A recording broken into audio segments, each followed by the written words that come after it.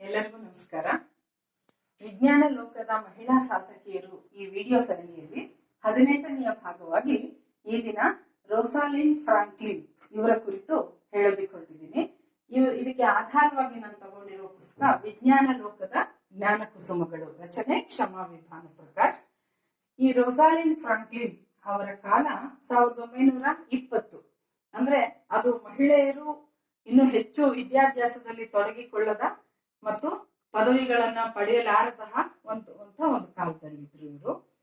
ಅವ್ರ ಸ್ಥಳ ಲಂಡನ್. ತಂದೆ ಎಲ್ಲಿಸ್ ಆರ್ಥರ್ ಫ್ರಾಂಕ್ಲಿನ್, ತಾಯಿ ಮ್ಯೂರಿಯಲ್ ಫ್ರಾನ್ಸಿಸ್. ಇವರು ಮಕ್ಕಳಿಗೆ ವಿದ್ಯಾಭ್ಯಾಸಕ್ಕೆ ಹೆಚ್ಚಿನ ಮಹತ್ವವನ್ನ ಕೊಡ್ತಾ ಇದ್ರು. ಜೊತೆಗೆ ಆ ಮಕ್ಕಳು ಪದವಿ ಪಡೆಯದ ಕಾಲದವರಾಗಿದ್ರು ಕೂಡ ಇವರ ಸ್ವ ಆಸಕ್ತಿಯಿಂದ ಹೆಚ್ಚು ಓದುವ ಅಭಿಲಾಷೆ ಇದ್ದಿದ್ರಿಂದ ಇವರು ಭೌತಶಾಸ್ತ್ರ ಮತ್ತು ರಾಸಾಯನಶಾಸ್ತ್ರದಲ್ಲಿ ಪದವಿಯನ್ನ ಪಡ್ಕೊಂಡ್ರು ಮತ್ತು PhD ಯನ್ನ ಪಡ್ಕೊಂಡ್ರು. ಕೋಕ್ನ ಸೂಕ್ಷ್ಮ ರಚನೆ ಇವುಗಳನ್ನ ಕುರಿತಾಗಿ.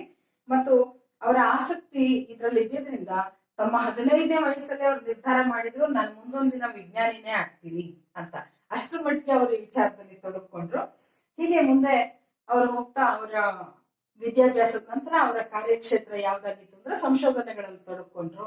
ಅದರಲ್ಲಿ ರಾನಲ್ಡ್ ನಾರಿಶ್ ಇವ್ರ ಜೊತೆ ಸಂಶೋಧನಾ ಸಹಾಯಕಿಯಾಗಿ ಅವರು ಸೇರಿದ್ರು. ಆದ್ರೆ ಅಲ್ಲಿ ಆ ವ್ಯಕ್ತಿಯ ನಿರುತ್ಸಾಹದ ಕಾರಣದಿಂದ ಅವ್ರಿಗೆ ಹೆಚ್ಚು ತಮ್ಮ ಓಟಕ್ಕೆ ಅವಕಾಶವಿಲ್ಲ ಅನ್ಸೋದಕ್ಕೆ ಶುರುವಾದಾಗ ಆ ಸಮಾಧಾನವಿಲ್ಲದೆ ಅವ್ರು ಹೊರಗೆ ಬಂದು ಮತ್ತೊಂದು ಕಡೆ ಸೇರ್ಕೊಂಡ್ರು. ಅದು ಬ್ರಿಟಿಷ್ ಕಲ್ಲಿದ್ದಲು ಬಳಕೆಯ ಸಂಶೋಧನಾ ಸಂಘ ಅಂತ.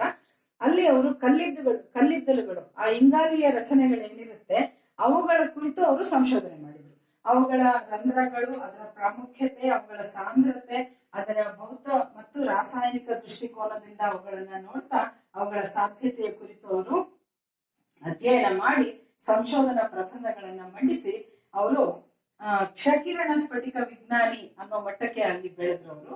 ನಂತರ ಅವರು ಫ್ರಾನ್ಸ್ ಅಲ್ಲಿ ಜಾಕ್ಸ್ ಮೆರಿಂಗ್ ಅನ್ನುವರ ಜೊತೆ ಎಕ್ಸ್ರೇ ಕ್ರಿಸ್ಟಲೋಗ್ರಫಿ ತಂತ್ರವನ್ನ ಅವರು ಕಂಡುಹಿಡಿದ್ರು ಅನ್ನೋದು ಬಹಳ ಒಂದು ಪ್ರಸಿದ್ಧವಾದ ವಿಚಾರ.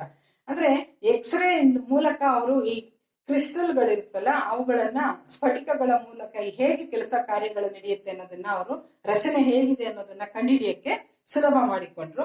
ಈ ಫ್ರಾನ್ಸ್ನ ರಾಷ್ಟ್ರೀಯ ವೈಜ್ಞಾನಿಕ ಸಂಶೋಧನಾ ಕೇಂದ್ರದಲ್ಲಿ ಅವರು ಇದರ ಬಗ್ಗೆ ಸಂಶೋಧನೆ ಮಾಡಿದ್ರು. ನಂತರ ಅವರು ಈ ಕ್ಷಕಿರಣಗಳನ್ನ ಸ್ಫಟಿಕಕ್ಕೆ ಅವುಗಳ ಮೂಲಕ ಹಾಯಿಸಿ ಆಮೇಲೆ ಈ ರೀತಿ ಆಣ್ವಿಕ ರಚನೆಯ ಹೇಗೆ ಜೋಡಣೆ ಆಗಿದೆ, ಇದು ಅಣುಗಳು ಹೇಗೆ ಜೋಡಣೆ ಆಗಿದೆ, ಹೇಗಿದೆ ಅದರ ಕಾರ್ಯಕ್ಷೇತ್ರ ಅನ್ನೋದನ್ನ ಕಂಡುಹಿಡಿದ್ರು. ಕೋಲ್ಗಳ ಮೂಲಕ ಕೋಕ್ಗೆ ವಜ್ರ ಯಾವುದೇ ಆಗ್ಲಿ ಇವುಗಳ ಮೂಲಕ ಅವ್ರು ನೋಡಿದಾಗ ಸಂಶೋಧನೆಯ ದಿಕ್ಕನ್ನೇ ಬದಲಾಯಿಸ್ತು ಆ ಕ್ಷೇತ್ರದಲ್ಲಿ.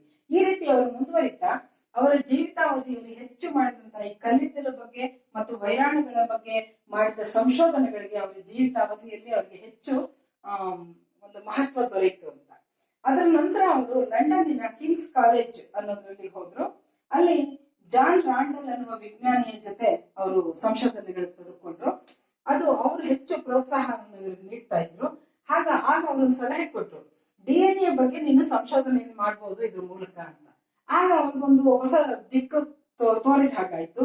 ಈ ಎಕ್ಸ್ರೇಗಳನ್ನ ಮೂಲಕ ಅದನ್ನ ಉಪಯೋಗಿಸ್ಕೊಂಡು ಅವರು ಈ DNA ಕಂಡುಹಿಡಿದ್ರು.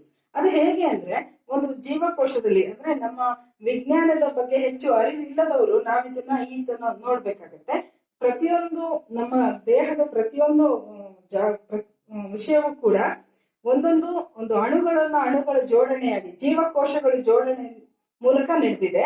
ಆ ಜೀವಕೋಶಗಳಲ್ಲಿ ನ್ಯೂಕ್ಲಿಕ್ ಆಮ್ಲ ಅಂತಿರುತ್ತೆ, ಅದರಲ್ಲಿ DNA ಅನ್ನೋದನ್ನ ಪತ್ತೆ ಮಾಡಿದ್ರು. ಅದು ಹೇಗೆ ತಮ್ಮ ಎಕ್ಸ್ರೇಗಳನ್ನ ಉಪಯೋಗಿಸ್ಕೊಂಡು ಅಂತ. ಇದು ಅವರ ಒಂದು ಕಾರ್ಯಕ್ಷೇತ್ರದಲ್ಲಿ ಪ್ರಮುಖವಾದ ತಿರುವು ಪಡ್ಕೊಳ್ತು. ಈ DNA ಕಂಡುಹಿಡಿದ್ರಿಂದ ಜಗತ್ತು ನಿಬ್ಬೆರಗಾಗುವಂತಹ ಅನೇಕ ಸಂಶೋಧನೆಗಳನ್ನ ಅವರು ಮಾಡಿದ್ರು ಮತ್ತು ಅನೇಕ ವಿಜ್ಞಾನಿಗಳು ತೆಗೆದುಕೊಂಡ್ರು. DNA ಅವರೇ ಕಂಡುಹಿಡಿದ್ರು ಸಹ ಅದು ಬೇರೆಯವರ ಹೆಸರಲ್ಲೇ ಏನಂದ್ರೆ ಜೇಮ್ಸ್ ವಾಟ್ಸನ್ ಮತ್ತು ಫ್ರಾನ್ಸಿಸ್ ಕ್ರಿಕ್ ಇವರ ಹೆಸರಿನಲ್ಲೇ ಅದು ಉಳಿದಿದೆ. ಆ ನಂತರ ಅವರು ಇದರ ನಂತರ RNA ಕುರಿತ ಒಂದು ಅಧ್ಯಯನಕ್ಕೆ ತೊಡಕೊಂಡ್ರು. ಈ RNAದಲ್ಲಿ ಅದು ಹೇಗೆ ಅಂತ ಹೇಳಿದ್ರೆ, ಇದೇ ಜೀವಕೋಶಗಳಲ್ಲಿ DNA ಮನುಷ್ಯರಿಗೆ ಜೀವಕೋಶಗಳಲ್ಲಿ ಇರುತ್ತೆ. ಅದು ಇಲ್ಲದೆ ಇರುವ ಕಡೆ RNAಗಳು ಸಹ ಇದ್ರ ಜೊತೆಗೂ ಇರುತ್ತೆ ಮತ್ತು ಬೇರೆ ಪ್ರಾಣಿ ವರ್ಗಗಳಲ್ಲಿ, ಸಸ್ಯ ವರ್ಗದಲ್ಲಿ ಇದೆಲ್ಲವೂ RNA ಹೆಚ್ಚು ಇರುತ್ತೆ. ಈ RNAಗಳು ಅನ್ನೋದು ಹೆಚ್ಚು ನಮ್ಗೆ ಪ್ರೋಟೀನ್ ಅನ್ನ ತೋರಿಸ್ಕೊಡುತ್ತೆ. ಅಂದ್ರೆ ನಮ್ಮ ದೇಹದಲ್ಲಿರುವ ಹಿಮೋಗ್ಲೋಬಿನ್ ಆಗ್ಲಿ ಮತ್ತೆ ಕಿಣ್ವಗಳಾಗ್ಲಿ ಅಥವಾ ಇನ್ಸುಲಿನ್ಗಳಾಗ್ಲಿ ಕೆಲಸ ಮಾಡೋದಕ್ಕೆ ಈ ಪ್ರೋಟೀನ್ಗಳು ಬೇಕೇ ಬೇಕು. ಆ ಪ್ರೋಟೀನ್ಗಳನ್ನು ಉತ್ಪಾದನೆ ಮಾಡಿಕೊಡುತ್ತೆ RNA. ಇದು ಹೇಗೆ ಇದರ ಕಾರ್ಯಕ್ಷೇತ್ರ ಇದೆ ಅನ್ನೋದನ್ನ ಇವರು ಸಂಶೋಧನೆಯನ್ನ ಅಧ್ಯಯನ ತೊಡಕೊಂಡ್ರು. ತಂಬಾಕು ಎಲೆಯ ಮೇಲೆ ಇರುವಂತಹ ಒಂದು ವೈರಾಣುಗಳು ಹೇಗಿದೆ, ಅದರೊಳಗಿರುವ RNAಗಳು ಹೇಗೆ ಕೆಲಸ ಮಾಡುತ್ತೆ, ಇದನ್ನೆಲ್ಲ ಅವರು ಕಂಡುಹಿಡಿದ್ರಿಂದ ನೋಡಿ ಇವತ್ತಿಗೂ ಸಹ ಮುಂದೂ ಸಹ ಮೌಲ್ಯಯುತವಾದ ಅಂಶಗಳನ್ನ ಅವರು ಸಂಶೋಧನೆಯಲ್ಲಿ ತೊಡಗಿಸ್ಕೊಟ್ರು. ಆನಂತರ ಅದು ಮುಂದೆ ಪೋಲಿಯೋ ವಿಚಾರವಾಗಿ ಅರ್ಥ ಮಾಡ್ಕೊಳಕ್ ಸಹ, ಆ ವೈರಸ್ನ ಅರ್ಥ ಮಾಡ್ಕೊಳಕ್ ಸಹ ಅನುಕೂಲವಾಯಿತು ಅಂತ. ಇಂಥ ಮಹತ್ವದ ಒಂದು ಸಂಶೋಧನೆಗಳನ್ನ ಕಟ್ಕೊಂಡಂತ ಈ ಒಂದು ವಿಜ್ಞಾನಿ ಅವ್ರಿಗೆ ಜೀವಿತಾವಧಿ ಕಡಿಮೆನೇ ಇತ್ತು. 38 ವರ್ಷದಲ್ಲಿ ಅವರು ಈ ಅಪರಿಮಿತವಾದ ಸಾಧನೆಯನ್ನ ಮಾಡಿ ತಮ್ಮ ಜೀವನವನ್ನೇ ವಿಜ್ಞಾನಕ್ಕೆ ಮುಡಿಪಾಗಿರಿಸಿ ಏನೆಲ್ಲ ನಮ್ಗೆ ಜಗತ್ತಿಗೆ ಅವರು ಕೊಟ್ಟರು ಸಹ ಅವರಿಗೆ ಅನೇಕ ಪ್ರಶಸ್ತಿಗಳು ದೊರೆಯಿತು. ಆದ್ರೆ ಮರಣೋತ್ತರವಾಗಿ ಅನೇಕ ಪ್ರಶಸ್ತಿ ಅವರಿಗೆ ದೊರೆಯಿತು.